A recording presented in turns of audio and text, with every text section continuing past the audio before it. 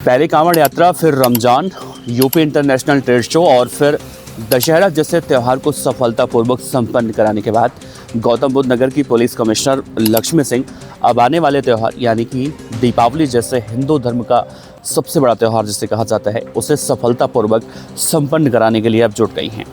Police commissioner Lakshmi Singh के निर्देशन में अब गौतम बुद्ध नगर जिले में देखा जा रहा है कि दिवाली के त्यौहार से ठीक पहले सुरक्षा के लिहाज से नोएडा पुलिस आम जन की सुरक्षा के लिए एक बार फिर से एक्टिव हो चुकी है और इसके लिए अब सभी तैयारियों को व्यापक रूप से जांचा जा रहा है और उसकी पड़ताल की जा रही है। नोएडा पुलिस इस कड़ी में अब नोएडा, ग्रेटर नोएडा समेत पूरे ज़िले में अलग अलग सोसाइटियों में, गांवों में सुरक्षा का जायजा ले रही है। दिवाली के त्यौहार से पहले फायर विभाग द्वारा अग्नि सुरक्षा जन जागरूकता अभियान भी अब नोएडा पुलिस की तरफ से गौतम बुद्ध नगर के पुलिस कमिश्नर लक्ष्मी सिंह के निर्देशन में चलाया जा रहा है। नोएडा पुलिस दरअसल आम जनमानस की सुरक्षा को सबसे पहले ध्यान में रखती है और अब इसी कड़ी में रोजाना यानी कि जब तक त्यौहार संपन्न नहीं हो जाता तब तक अलग अलग हाई राइज सोसाइटियों में आग से सुरक्षा के प्रति जागरूकता करने के लिए अब इस तरह से अनोखा पहल कर रही है।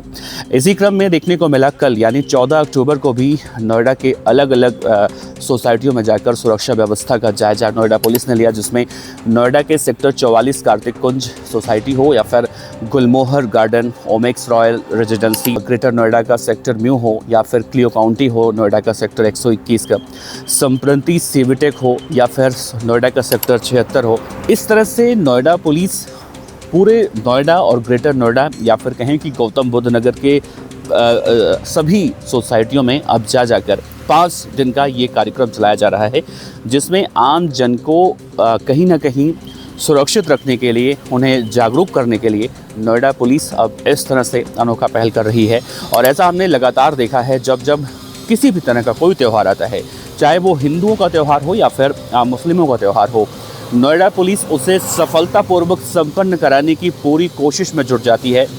और यही अब एक बार फिर से दीपावली से ठीक पहले देखने को मिल रहा है। नोएडा की पुलिस कमिश्नर लक्ष्मी सिंह के दिशा निर्देशन में, चाहे वो डीसीपी सेंट्रल शक्ति मोहन अवस्थी हों या फिर एडीसीपी शैब्या गोयल हों या फिर महिला सुरक्षा की बात करें प्रीति यादव, अपने अपने एरिया में या फिर अपने अपने डिपार्टमेंट को लेकर अब नोएडा पुलिस के जो कर्मचारी हैं या फिर बड़े बड़े अधिकारी हैं वो अब अपने काम को पूरी तरह से करने में जुट गए हैं और यही नोएडा पुलिस की सबसे खास बात देखने को मिलती है।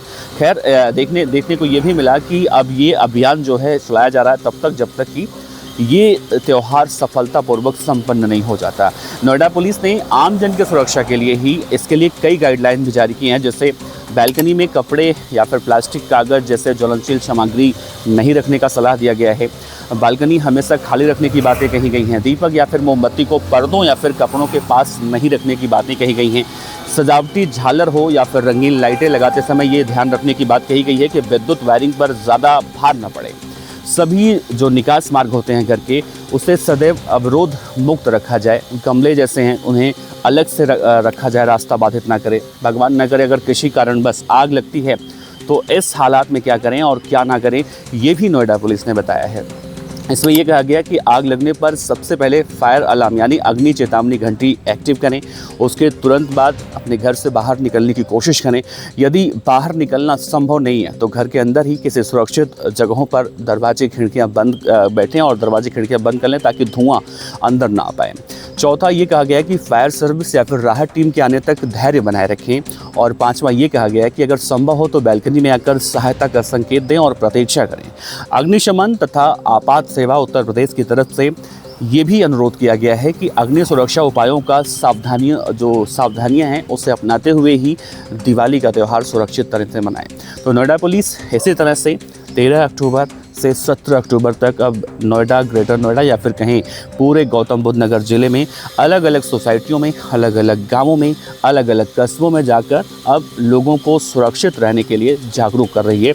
और यही नोएडा पुलिस की पहल नोएडा पुलिस को नंबर 1 बनाती है।